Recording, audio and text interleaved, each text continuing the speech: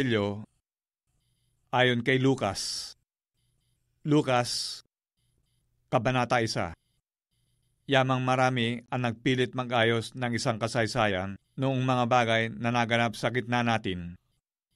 Alinsunod sa ipinatalos sa atin nilang buhat sa pasimula ay mga saksing nakakakita at mga ministro ng salita. Ay minagaling ko naman, pagkasiyasat na lubos ng pangyayari, ng lahat ng mga bagay mula ng una, na isulat sa inyong sunod-sunod, kagalang-galang na Teopilo, upang mapagkilala mo ang katunayan tungkol sa mga bagay na itinuro sa iyo. Nagkaroon ng mga araw ni Herodes, hari sa Judea, ng isang saserdoteng ang ngalay Zacarias, sa pulutong ni Abias, at ang naging asawa niya ay isa sa mga anak na babae ni Aaron, at ang kanyang ngalay Elizabeth, at sila'y kapwa matuwid sa harap ng Diyos, na nagsisilakad na walang kapintasan sa lahat ng mga utos at mga palatuntunan ng Panginoon. At wala silang anak, sapagkat baog si Elizabeth, at sila'y kapwa may pataw ng maraming taon. Nangyari nga, na samantalang ginaganap niya ang pagkasaserdote sa harapan ng Diyos ayon sa kapanahunan ng kanyang pulutong. Alinsunod sa kaugalian ng tungkulin pagkasaserdote, ay naging palad niya ang pumasok sa templo ng Panginoon at magsunog ng kamangyan. At ang buong karamihan ng mga tao ay nagsisipanalangin sa labas sa oras ng kamangyan. At napakita sa kanya ang isang anghel ng Panginoon, na nakatayo sa dakong kanan ng dambana ng kamangyan. At naggulumihanan si Zacarias pagkakita niya sa kanya, at dinatnan siya ng takot. Datapwat sinabi sa kanya ng anghel, "Huwag kang matakot, Zacarias, sapagkat dininig ang daing mo, at ang asawa mong si Elizabeth ay manganganak sa iyo ng isang anak na lalaki, at tatawagin mong Juan ang kanyang pangalan, at magkakaroon ka ng ligaya at galak, at marami ang maliligaya sa pagkapanganak sa kanya, sapagkat siya ay magiging dakila sa paningin ng Panginoon, at siya ay hindi iinom ng alak ni matapang na inumin, at siya ay mapupuspos ng Espiritu Santo mula pa sa tiyan ng kanyang ina, at marami sa mga anak ni Israel ay papagbabalikin loob niya sa Panginoon na kanilang Diyos, at siya'y lalakad sa unahan ng kanyang mukha na may espiritu at kapangyarihan ni Elias, upang papagbalikin loob ang mga puso ng mga ama sa mga anak,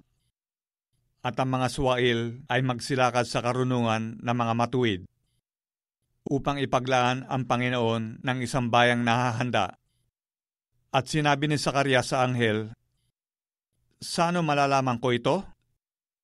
Sapagkat ako'y matanda na, at ang aking asawa ay may pataw ng maraming taon." At pagsagot ng anghel ay sinabi sa kanya, "Ako'y si Gabriel, na nananayo sa harapan ng Diyos. At ako'y sinugo upang makipag-usap sa iyo, at magdala sa iyo nitong mabubuting balita.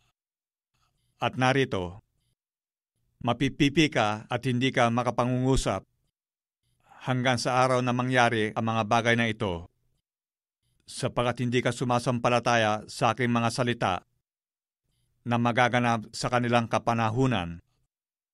At hinihintay ng bayan si Zacarias, at nangangingilala sila sa kanyang pagluluwad sa loob ng templo. At nang lumabas siya, ay hindi siya makapagsalita sa kanila, at hiniganap nila na siya'y nakakita ng isang pangitain sa templo, at siya'y nagpatuloy ng pakikipag-usap sa kanila sa pamamagitan ng mga hudyat, at nanatiling pipi. At nangyari na nang maganap na ang mga araw ng kanyang paglilingkod, siya'y umuwi sa kanyang bahay.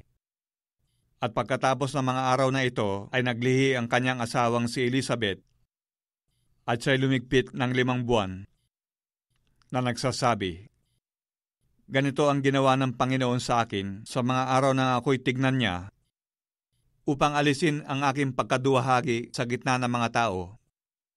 Nang ika-6 na buwan nga'y sinugo ng Diyos ang Anghel Gabriel sa isang bayan ng Galilea, ngalay Nazaret, sa isang dalagang mag-aasawa sa isang lalaki, na ang kanyang ngalay Jose, sa angkan ni David, at Maria ang pangalan ng dalaga. At pumasok siya sa kinaroroonan niya at sinabi, "Magalak ka, ikaw na totoong pinakamamahal. Ang Panginoon ay sumasa iyo." Datapwat siya ay totoong nagulumihanan sa sabing ito at iniisip sa kanyang sarili kung anong bati kaya ito. At sinabi sa kanya ng anghel, "Huwag kang matakot, Maria, sapagkat nakasumpong ka ng biyaya sa Diyos. At narito, maglilihi ka sa iyong tiyan at manganganak ka ng isang lalaki, at tatawagin mo ang kanyang pangalang Jesus. Siya ay magiging dakila at tatawaging anak ng kataas-taasan, at sa kanya ibibigay ng Panginoong Diyos ang luklukan ni David na kanyang ama. At siya ay maghahari sa angkan ni Jacob magpakailanman, at hindi magkakawakas ang kanyang kaharian." At sinabi ni Maria sa anghel, "Paano mangyayari ito? Sa ako'y hindi nakakakilala ng lalaki?" At sumagot ang anghel at sinabi sa kanya, "Bababa sa iyo ang Espiritu Santo at lililimang ka ng kapangyarihan ng kataas-taasan. Kaya naman ang banal na bagay na ipinanganak ay tatawaging anak ng Diyos. At narito, si Elizabeth na iyong kamag-anak ay naglihi rin naman ng isang anak na lalaki sa kanyang katandaan. At ito ang ika-6 na buwan niya, na dati tinatawag na baog, sapagkat walang salitang mula sa Diyos na di may kapangyarihan." At sinabi ni Maria, "Narito, ang alipin ng Panginoon. Mangyari sa akin ang ayon sa iyong salita." At iniwan siya ng anghel. At ng mga araw na ito'y nagtindig si Maria at nagmadaling napasalupaing maburol sa isang bayan ng Juda, at pumasok sa bahay ni Zacarias at bumati kay Elizabeth. At nangyari, pagkarinig ni Elizabeth ng bati ni Maria, ay lumukso ang sanggol sa kanyang tiyan, at napuspos si Elizabeth ng Espiritu Santo, at sumigaw siya ng malakas na tinig, at sinabi, "Pinagpala ka sa mga babae, at pinagpala ang bunga ng iyong tiyan. At ano't nangyari sa akin, na ang ina ng aking Panginoon ay pumarito sa akin? Sapagkat ganito, pagdating sa aking mga pakinig ng tinig ng inyong bati, lumukso sa tuwa ang sanggol sa aking tiyan, at mapalad ang babaeng sumasampalataya, sapagkat matutupad ang mga bagay na sa kanya'y sinabi ng Panginoon." At sinabi ni Maria, "Dinadakila ng aking kaluluwa ang Panginoon, at nagalak ang aking espiritu sa Diyos na aking tagapagligtas, sapagkat nilingap niya ang kababaan ng kanyang alipin, sapagkat, narito, mula ngayon ay tatawagin akong mapalad ng lahat ng maghahali-haliling lahi, sapagkat ginawan ako ng makapangyarihan na mga dakilang bagay, at banal ang kanyang pangalan, at ang kanyang awa ay sa mga lahit-lahi, sa nangatatakot sa kanya. Siya nagpakita ng lakas ng kanyang bisig. Isinambulat niya ang mga palalo sa paggunam-gunam ng kanilang puso. Ibinaba niya ang mga prinsipe sa mga luklukan nila, at itinaas ang mga may mababang kalagayan. Binusog niya ang nangagugutom ng mabubuting bagay, at pinalis niya ang mayayaman na walang anuman. Tumulong siya sa Israel na kanyang alipin, upang maalaala niya ang awa, gaya ng sinabi niya sa ating mga magulang, kay Abraham at sa kanyang binhi magpakailanman. At si Maria ay natirang kasama niya na may 3 buwan at umuwi sa kanyang bahay. Naganap nga kay Elizabeth ang panahon ng panganganak at siya'y nanganak ng isang lalaki. At nabalitaan ng kanyang mga kapitbahay at mga kamag-anak na dinakila ng Panginoon ang kanyang awa sa kanya at sila'y nangakigalak sa kanya. At nangyari na nang 8 araw ay nagsiparoon silang upang tuliin ang sanggol at siya'y tatawagin sana nila na Zacarias ayon sa pangalan ng kanyang ama. At sumagot ang kanyang ina at nagsabi, "Hindi gayon, kundi ang itatawag sa kanya ay Juan."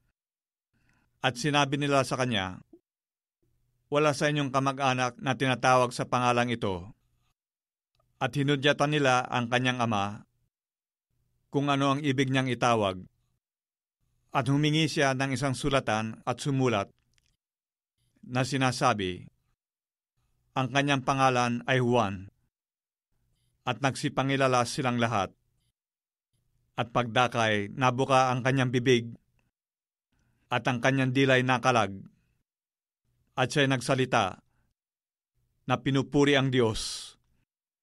At sinidla ng takot ang lahat ng nagsisipanahan sa palibot nila.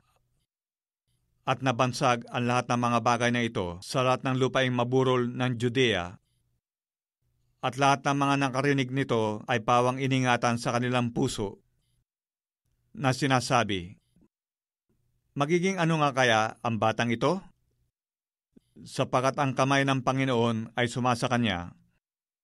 At si Zacarias na kanyang ama ay napuspos ng Espiritu Santo at ng hula na nagsasabi, "Purihin ang Panginoon, ang Diyos ng Israel, sapagkat kanyang dinalaw at tinubos ang kanyang bayan at nagtaas sa atin ang isang sungay ng kaligtasan sa bahay ni David na kanyang alipin, gaya ng sinabi niya sa pamamagitan ng kanyang mga banal na propeta na nagsilitaw buhat ng unang panahon, kaligtasan mula sa ating mga kaaway at sa kamay ng lahat ng nangapopuot sa atin, upang magkaawang gawa sa ating mga magulang at alalahanin ang kanyang banal na tipan, ang sumpa na isinumpa niya kay Abraham na ating ama, na ipagkaloob sa atin na yamang nangaligtas sa kamay ng ating mga kaaway,